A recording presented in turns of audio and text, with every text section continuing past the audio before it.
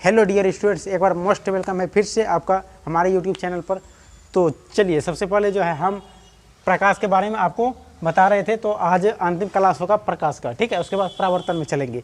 तो देखिए छाया किसे कहते हैं, छाया किसे कहते हैं, तो जब प्रकाश के गमन पथ पर किसी अपारदर्शी वस्तु को रख दिया जाता है तो प्रकाश की किरणें उन्हें पार नहीं कर पाती हैं, जिसके कारण उस वस्तु के पीछे एक अंधेरा क्षेत्र बनता है जिसे हम छाया कहते हैं। सबसे पहले देखिए छाया जो है, छाया को जो है हम बोलचाल के भाषा में क्या कहते हैं, तो परछाई कहते हैं, ठीक है। क्या कहते हैं?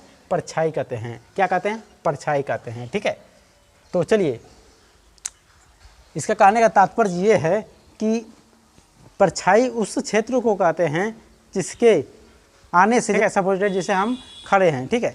अब सूर्य ऊपर से है, सूर्य का जो प्रकाश आ रहा है, उसका जो प्रकाश आ रहा है ना, हमारे शरीर पर आ रहा है, तो हमारे शरीर पर जो आ रहा है, तो इससे आप लोग देखते होंगे कि जैसे धूप में रहेंगे तो उधर से जब हमारे शरीर पर प्रकाश आएगा तो उसके बाद जो है बगल में छाया होता है, बगल में छाया होता है, ठीक है। तो ये छाया क्यों होता है तो हम समझाएंगे डिटेल इसमें, ठीक है।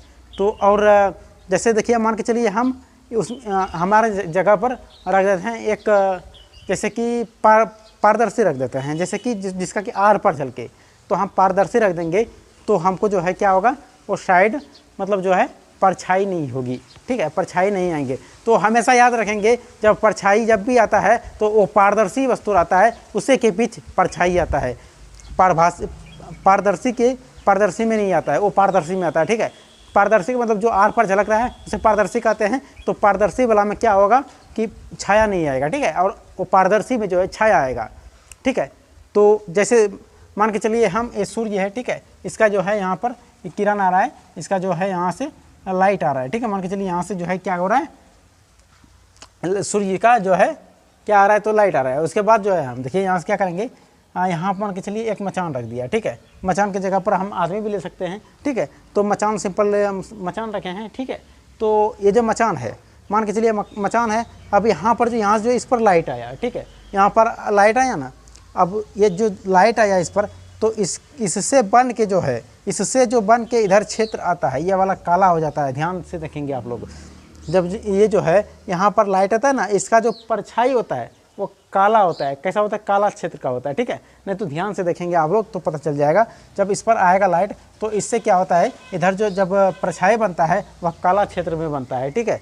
तो इसी को जो है क्या कहते हैं, कुल मिलाकर के कह सकते हैं हम परछाई, ठीक है। तो आशा करते हैं इसको समझ में अच्छे से आ गया होगा, उदाहरण सहित हम समझा दिए। तो चलिए अब जो है हम प्रकाश का परावर्तन किसे कहते हैं, तो प्रकाश का परावर्तन जो है दोस्तों हम सेकेंड